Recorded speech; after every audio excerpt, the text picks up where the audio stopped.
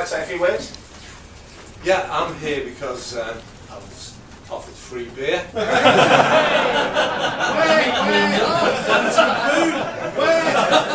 I'll do anything for free beer. Because I did most of the artwork for Ocean Software. Most of it, the game covers through the 80s into the mid-90s, and some people quite like that. Yeah. So I've been asked to come here, and that's what I'm doing. But mainly for the beer. So, one way there.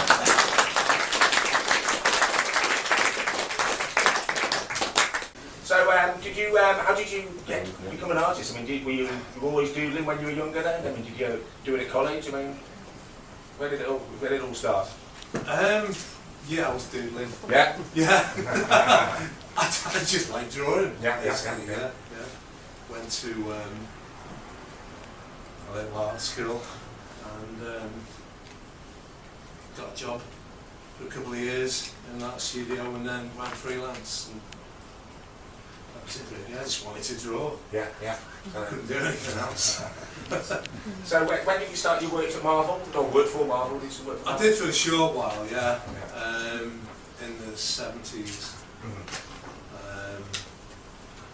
I can't remember what happened. I screwed it up somewhere. Was the 70s? Exactly. I screwed a lot of things up in the 70s, actually.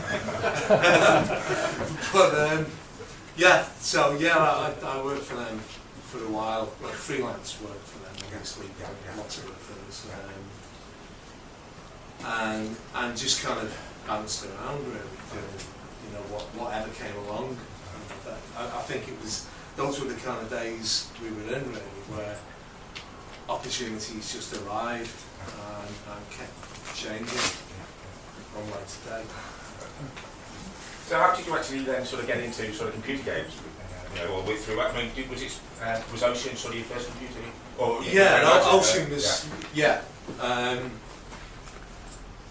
It was purely through somebody I knew who was kind of a burnt-out hippie, who he knew Dave Ward, the cheese person, and he basically just introduced me to him.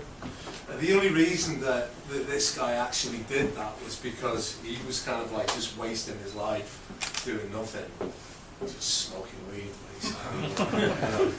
And I suggested to him at the time that I just had like a studio at home. I had like a really big flat, and I suggested that he shared, you know, just to try and get him to actually do some work, because he was a good artist. He had a lot of talent, and instead of just farting around, he actually got down and doing something. That we shared a studio, and it was going nowhere. You know, he'd just sit there and draw pictures of pieces of hash. Like, look at that ballistic. And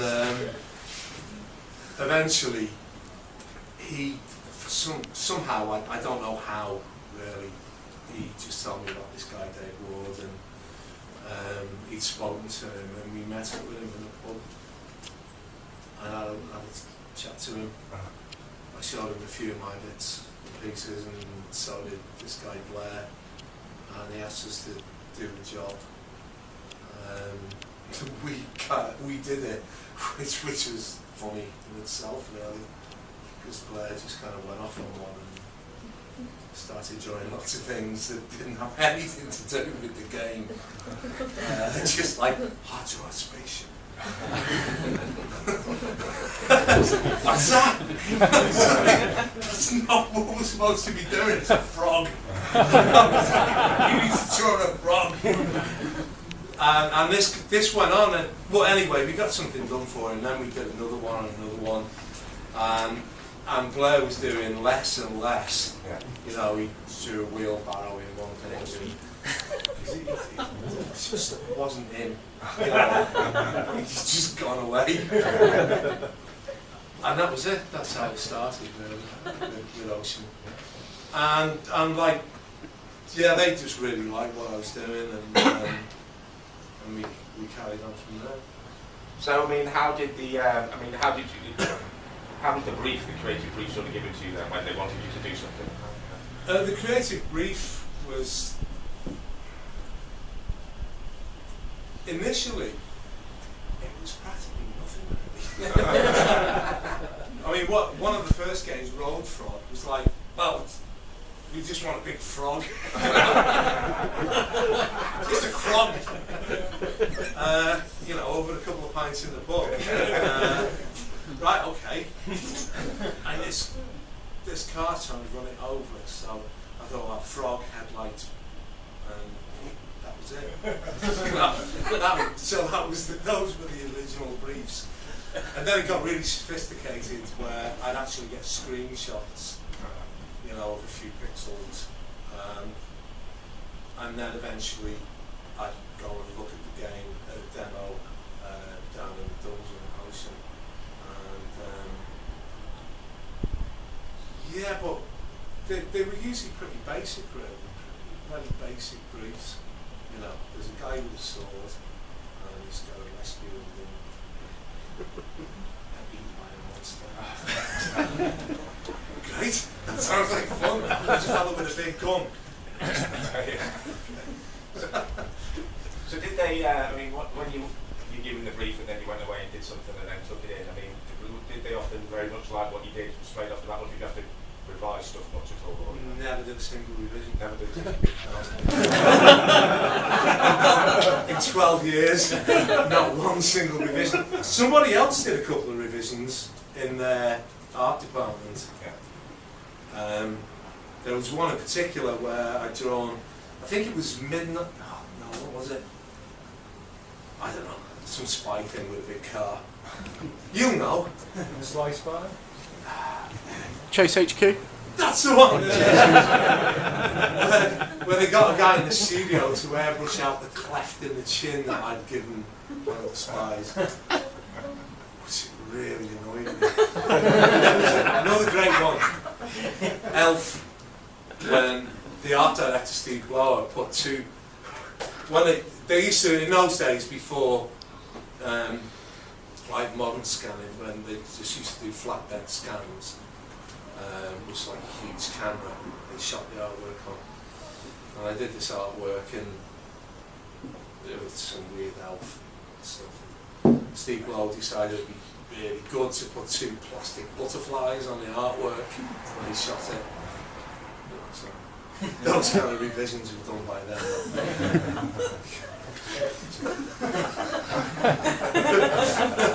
But me, no, I was never asked to do anything. Everything I took in, they just went, yeah, that's great, Bob. Let's go another pint. So how long did you get then to sort of like, from creative to when they wanted to see it? How long was that sort of period? The early days, it was usually a couple of days. You know, quite often with the really early stuff, 2 or 3 days, and then it got longer as they got more organised and focused in on deadlines and print and all the rest of it. So it started off a few days and it ended up a few weeks because they were obviously planning ahead as it became bigger and bigger, and the artwork got more sophisticated as well as the games themselves got more sophisticated.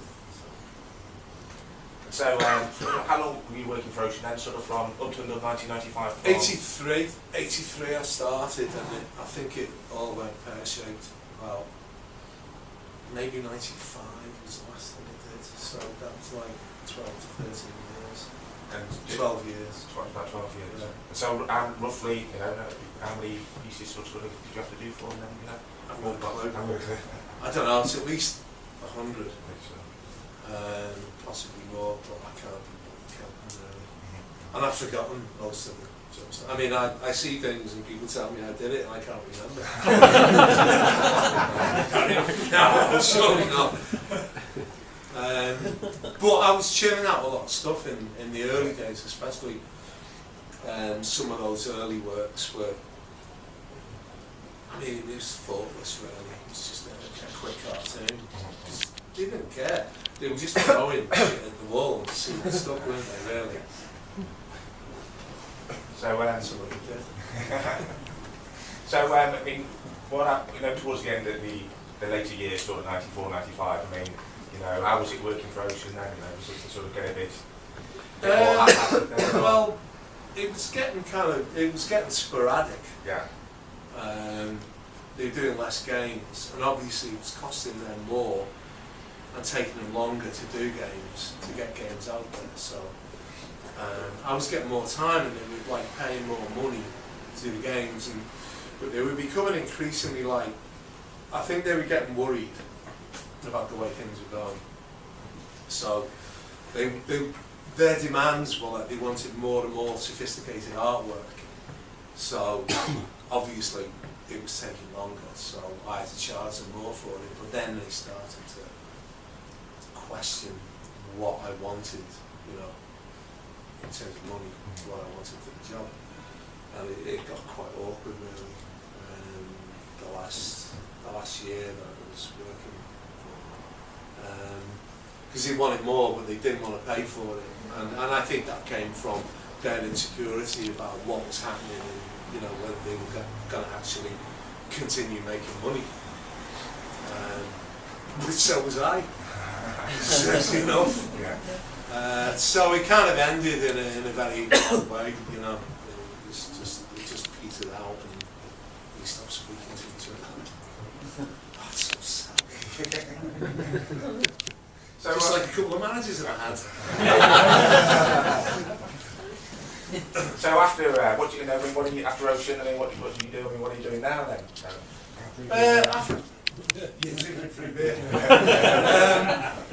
After Ocean, I worked for Marvel again for probably a year or two. Couldn't cope with it at all because the demands of it were, doing comic books, which is too much for me, basically. That changed then from the when you were doing it the first time around? Yeah, probably I changed, I think. I didn't want to work for 12, 15 hours a day anymore.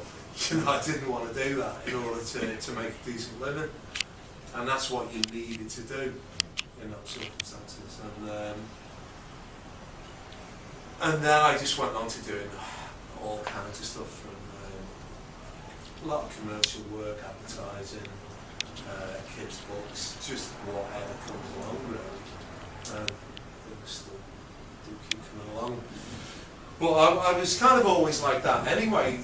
It was never a plan to get into doing, into doing computer game boxes. It was something that came along. It was fun to do at the time. I liked the people that I was working with. And really, that's what I've always done. If something comes along and I don't like the look of it, I don't do it. If something comes along, then it appeals to me, I do it. Unless I'm skint, and then I do it. Even if it's sweet, I don't do it. Okay, we've got a few bits here. We'll take some questions for Andreas and Bob. We've got a few, just a few pieces here. We've got the prints, where's Dave, and we've got the t-shirts. Is it with the Attic book as well? Yeah. We've got the prints and postcards and things outside. So we've got here. Is this one of the last bits that you did? You've got a big one. Is that the Marshall? Yeah. I think that was the second time. No, that was the very last piece of artwork that I did for Ocean. Oh, it was, yeah. Yeah. And it didn't get used then by them, so. No, it didn't. Well, it's not very big for everyone to see, but you better see it sort of a bit later on as well. Kid Vicious, what happened to this one? It was too vicious, apparently. Too vicious? Yeah. They didn't like the fact that poor little bunny rabbit was going to get smacked on the head. With a big thing. They used something else. They used another piece of artwork, apparently. And I think it was the Germans to blame. We used to get that occasionally with weapons on covers. Renegade was one of them, the first Renegade cover, where I had to change it. Where there was a woman about to stab Renegade with a knife. Which I thought was fair enough. But the Germans went, you can't do that, so she had a big club instead or something. Maybe it was just a fist, I can't remember actually. But I had to change it. I did it. That was a revision. The Germans. The only revision I ever did. Your fault. Continued after that. So But there was that thing about weapons. yeah, we had some issues. About especially weapons. And Yeah. not only at the cover, but in the. We've never had them in Liverpool. Usually, usually in the game we see in Germany the games which were sold in German are the blood is black or green. Yeah. Because these are not humans, but aliens. For the text or anybody? Then we've got sort of we've got Rainbow Islands here as well. Well, thank you very much. But now, can you tell us sort of why this one's not got the sort of like the sort of what you'd expect to be the logo? I mean, Because the logo was already done. oh, right, so there's just Yeah, and it was a Japanese one. Yeah. And they just dropped that in on the artwork. there we go. That did happen occasionally because most of the time I did the logos as well for the games. But if it was like licensed particularly, there would already exist a logo. And occasionally I just did an illustration and left bits blank where they had to drop them in. Beautiful. Now we've got loads more here as well, because you might have some sort of specific questions, or from Bob and Andreas. But Bob, thanks very much for answering those questions.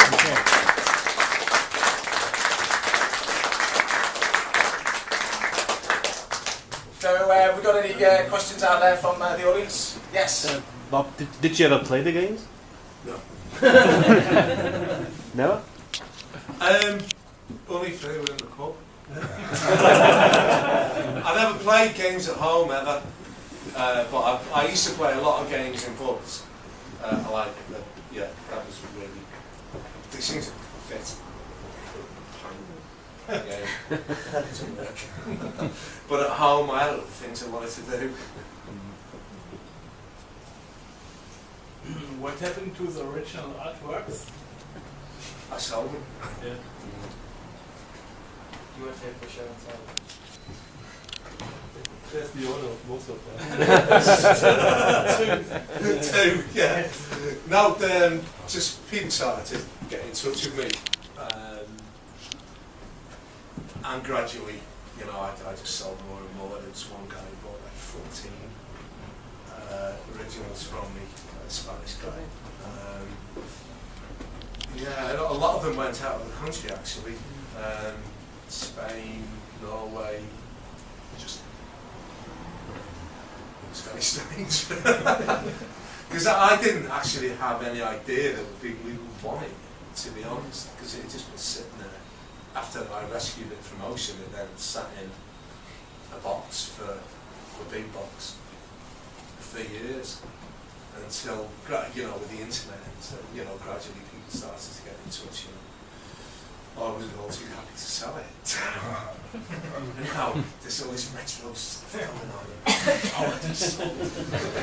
on. So what about you said rescue from ocean? I mean, was that sort of like the that was where ocean were going to throw it all in a skip. I got a phone call from Cabal, Mr. Cabal, the guy in Cabal. Yeah,